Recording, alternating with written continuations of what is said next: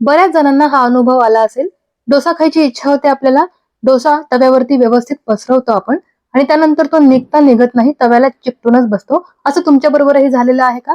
तर मी आज तुमच्यासाठी एक छानशी रेमेडी घेऊन आलेली आहे. लोखंडी तव्यावरती आपण डोसा बनवणार आहोत.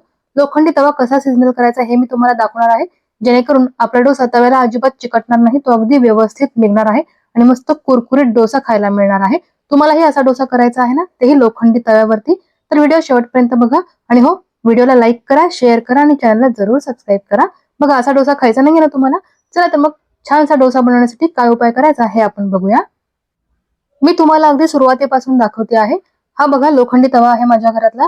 हा तवा मी भाकरीसाठी, चपातीसाठी सगळ्यासाठी वापरते. त्याच तव्यावरती आपण आता डोसा करणार आहोत. मी खाली तेल टाकलेलं आहे आणि हे डोसा बॅटर आहे माझ्याकडे, ते आपण आता तव्यावरती टाकूया. तव्यावरती बॅटर टाकल्यानंतर छानसं पसरवलेलं आहे मी, तुम्ही इथे बघू शकता. आणि इथे तुम्ही डोसा बॅटरची कन्सिस्टन्सी बघू शकता. अगदी व्यवस्थित आहे. ते जास्त पातळ नाहीये, खूप घट्टही नाहीये. बॅटर अगदी व्यवस्थित आहे, पण तवा चांगला नाहीये. त्याच्यामुळे बघा, तुम्ही हा डोसा तव्यावरती चिकटून बसणार आहे, तो अजिबातच निघणार नाहीये. तुम्ही कितीही तेल टाका तरीही हा डोसा तव्यावरतून निघत नाही, तो चिकटूनच बसतो. हा डोसा आता चांगला भाजला गेलेला आहे. मी तव्यावरून काढते आहे. अगदी सावकाश काढते आहे, तरी सुद्धा निघत नाहीये, तुम्ही बघताय ना. कारण हा डोसा तव्यावरती अगदी चिकटून बसलेला आहे. याच तव्यावरती आपण चांगला डोसा बनवणार आहोत, न चिकटणारा. तो कसा हे पुढे व्हिडिओमध्ये मी दाखवणारच आहे. आता हा डोसा आपण तव्यावरून काढून टाकूया आणि तवा अगदी स्वच्छ करून घेऊया. आणि इथे बघू शकता, आपण इतकी मेहनत करतो, डाळ भिजवा, तांदूळ भिजवा, ते वाटून घ्या, त्याला फर्मेंट करा आणि त्याच्यानंतर तव्यावरती डोसा बॅटर टाकलं आणि अशा पद्धतीने डोसा झाला की सगळा मूडच खराब होतो. त्यामुळे आता आपण पुढे बघूया की हा तवा डोस्यासाठी कसा तयार करायचा. तर सर्वात आधी हा तवा आपण स्वच्छ करून घेऊया. मी गॅस चालू केलेला आहे आणि त्याच्यावरती तवा ठेवलेला आहे आणि हे जे तव्याला चिकटलेलं सगळं आहे ना, ते आपण काढून टाकायचं आहे सर्वात आधी.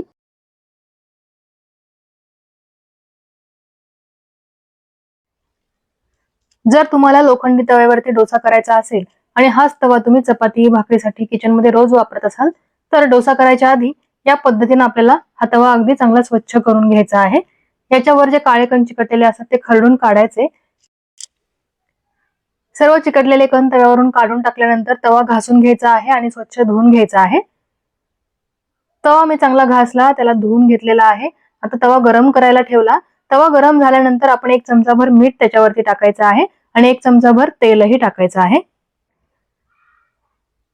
आणि गॅसची फ्लेम मी एकदम कमी ठेवलेली आहे. तवा जास्त गरम नाहीये. अशा वेळेसच आपल्याला हे करायचं आहे. आता मी कांदा घेणार आहे. कांद्याचं जे शेवटचं टोक आहे ना, ते मी घेतलेलं आहे आणि त्याच्या साह्याने आपण तेल आणि मीठ तव्याला चांगलं चोळून घेणार आहोत. आणि परत एकदा सांगते, गॅसची फ्लेम एकदम कमी असल्यामुळे तवा गरम नाहीये. तुम्ही सुद्धा काळजी घ्यायची आहे.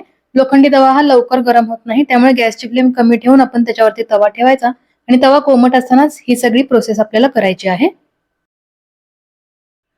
आणि काय होतं ना, तवा जर खूप गरम करून घेतला ना आपण आणि त्याच्यावरती मीठ टाकलं, तर ते मीठ तव्याला चिकटून बसतं, लवकर निघत नाही. म्हणून तवा कोमट असताना हे करायचं आहे.